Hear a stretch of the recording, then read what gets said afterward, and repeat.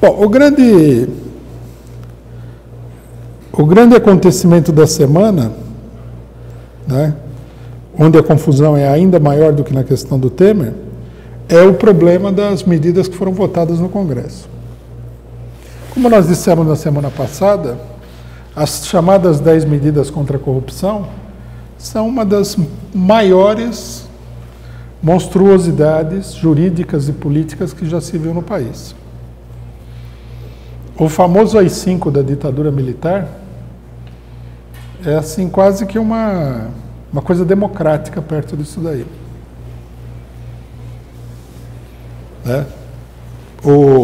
É uma mudança da Constituição através do Código Penal de caráter abertamente policialesco. Aí um setor do Congresso, liderado pelo Calheiros, respondeu com um ataque aos juízes, né? As chamadas medidas de abuso de autoridade, que também tem um caráter policialesco, porque tudo aumenta a pena, etc. e tal, mas pelo menos tem a vantagem de ser contra o setor mais reacionário que tem no Brasil, que são os juízes. Nós vamos falar um pouco do por que isso daí não é uma boa política. Mas revelou-se um enfrentamento contra essa ditadura dos juízes. Que a resposta à ditadura seja boa ou ruim é outra história.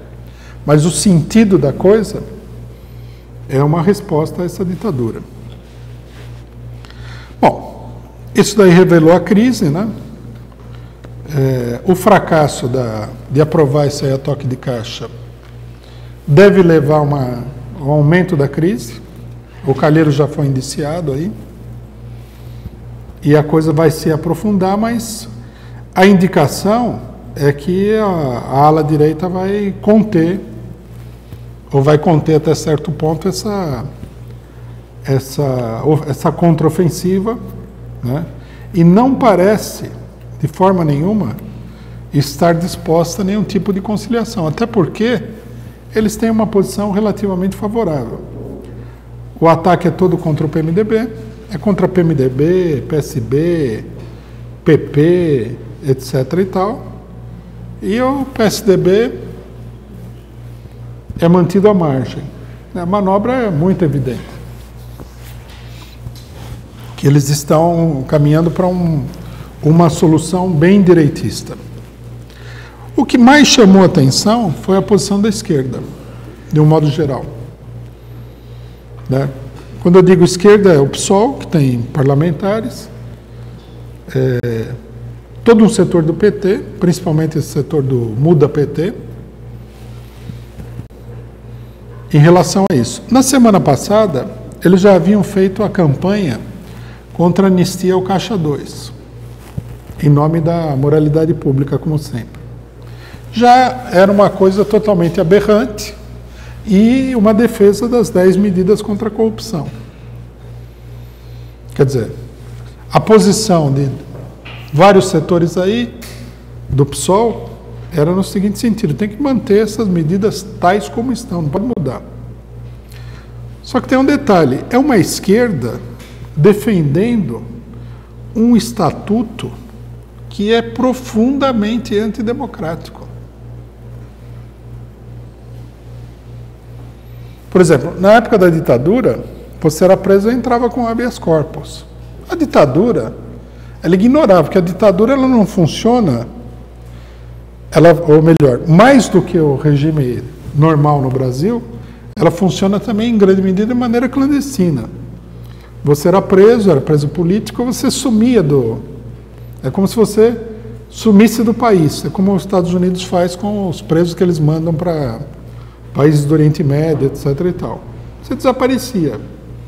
Aí você entrava com habeas corpus, mas você não, o cidadão não estava preso. Você ia na delegacia, ele não estava lá. Ele estava em alguma coisa clandestina, como acontece com o governo norte-americano hoje em dia. A pessoa sumiu, desapareceu. Então você não tinha como entrar com o recurso. Agora, o que eles querem fazer é o seguinte: eles querem mudar o Código Penal de tal maneira que essa ditadura seja legalizada. A pessoa seja denunciada de maneira anônima, não haja progressão da pena, não haja a prescrição da pena seja tornada impossível. Quer dizer, é uma ditadura que vai se refletir nas instituições normais. Você não precisa esconder o cidadão. Isso não quer dizer que não vão esconder gente ou matar gente por aí. Isso aí não quer dizer isso. Mas quer dizer que você viveria num estado policialesco. Se alguém, um juiz, que o pessoal fala, né, é superior a Deus. Não fizeram aquela piada que o juiz falou para a moça, você sabe com quem está falando e tal? Aí a moça falou, ele pensa que é Deus, aí o juiz processou ela. Então o pessoal fez a piada de que o juiz se ofendeu porque ele ser comparado a Deus é um sinal de inferioridade da posição dele, né? Ele está acima de Deus. Você cai na mão de um Deus, um desses deuses aí, e você está perdido. Quer dizer, o poder que as instituições policiais e jurídicas de perseguição ao cidadão teriam é uma coisa extraordinária. Transforma o Brasil num campo de concentração. E aí você vê a esquerda apoiando isso aí. Num primeiro momento, eles apoiaram sem muita crítica. Alguns setores, até agora, Luciana Genro, por exemplo, apoiam integralmente. Outros setores também da esquerda apoiam. Alguns que, provavelmente sob a influência de setores do PT, chegaram à conclusão de que não dava para apoiar tudo, que era horrível. Mas, apoiando tudo, apoiando pela metade, o simples fato de você aceitar essas 10 medidas é uma total capitulação diante da ditadura.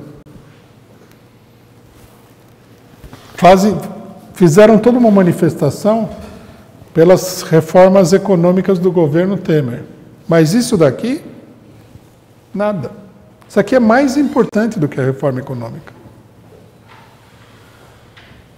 A política é mais importante do que reformas econômicas. Se você não tem a única coisa que garante a classe trabalhadora é a sua organização, a sua capacidade de lutar.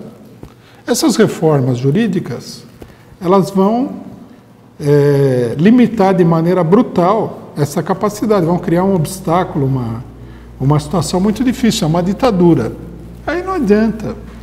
Qualquer medida econômica serve. Se o cidadão vai lá, tem uma comunidade que ocupou um terreno, a polícia vem e tira. Se você reagir, você está perdido. Se fizer uma greve aí, se não for aquela grevezinha de cordeiros, se fizer um piquete, quebrar um vidro, fizer qualquer coisa assim, você está perdido. Isso daqui é a transformação do país numa verdadeira penitenciária. E a esquerda apoia, é uma coisa...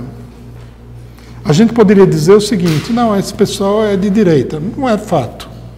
Nós não vamos cair nessas bobagens, estilo PSTU que fala que o PT é de direita, né? PSTU e outros grupos aí que falam isso daí. Luciana Genro é de direita? Não. Ela é de esquerda. Agora, que a política dela perdeu totalmente o rumo e ela foi para a direita e não percebe, não caiu a ficha dela até hoje, ela está totalmente dominada pela política direitista, apoiando uma ditadura no Brasil abertamente, isso aí não tem a menor dúvida. Né? O resto do partido está na mesma posição. Essa esquerda, todo um setor da esquerda pequena burguesa, apoia para o Brasil uma ditadura em nome da corrupção. O interessante é assim, todo esquerdista ele gosta de falar assim, quem não aprende com a história está fadado a repetir os erros, etc. e tal. Então, uma pequena lição de história. Ditadura militar de 64, contra a corrupção. Resultado, ditadura corrupta. Golpe de Estado de 2016, contra a corrupção. Resultado, ditadura corrupta. É uma lição de história fácil de entender, mas os que mais falam da importância de aprender as lições da história não aprenderam nada disso daqui. A esquerda, todo um setor da esquerda pequeno-burguesa, PSTU, PSOL, os grupinhos menores, etc. e tal, na medida em que não denunciam integralmente, né? Os parlamentares do PSOL, inclusive, foram fazer emendas e tal, tiraram os aspectos mais... Não, a única maneira de você combater isso daí é denunciar o caráter fascista da coisa. Eles apresentam o negócio como se fosse o excesso, como se fosse um exagero de uma coisa certa. Inclusive falam, não, é preciso medidas contra a corrupção, etc. Mentira! Isso aí não tem nada a ver com nenhuma corrupção. Esse é um processo de perseguição política contra a esquerda, que vai desabar na cabeça desses esquerdistas, que estão completamente adaptados e a reboque da direita. Bom, nós chegamos a ver essa semana, inclusive, os grupos de esquerda mais alucinados desses, chamar o pessoal a participar da manifestação Coxinha de amanhã do MBL. Quer dizer, não falta loucura nessas coisas, isso aí é absolutamente certo. O que nós vemos aqui, isso aqui implica... Bom, fala mais uma coisa antes de tirar as conclusões. O problema dos juízes, né? O que o Renan Calheiros falou no Congresso, quando ele propôs cortar lá uma parte das propostas do Ministério Público, é a mais pura verdade.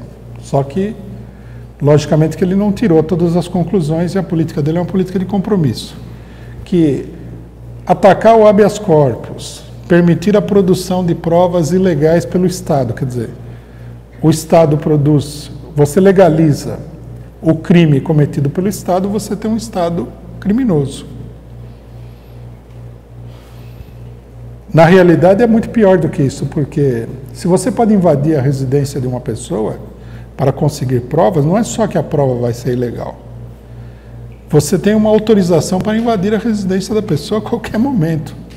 A inviolabilidade de domicílio foi cancelada como um direito democrático fundamental. É um cancelamento geral dos direitos democráticos. Então ele falou, tudo isso daí está muito bem no fascismo. Num regime democrático, não. Apesar de que ele não propôs a rejeição em bloco da coisa, né? De medo, logicamente, da imprensa e da turba fascista que assedia todo mundo aí, né? Os 40 que invadiram o Congresso, aquela coisa toda. Quando os 40 invadiram o Congresso, o pessoal falou que são os aloprados. Só que agora a imprensa toda fala que os deputados serão agredidos, os ministros serão agredidos, etc. e tal. Essa combinação da imprensa com os grupos fascistas tipo MBL e outros, isso daí mostra que o Congresso Nacional já não apita nada, está sob estado de sítio, é tudo... Até o Congresso Nacional golpista foi colocado sob estado de sítio. Mostra que os golpistas do Congresso Nacional nada mais foram do que instrumentos do golpe, né?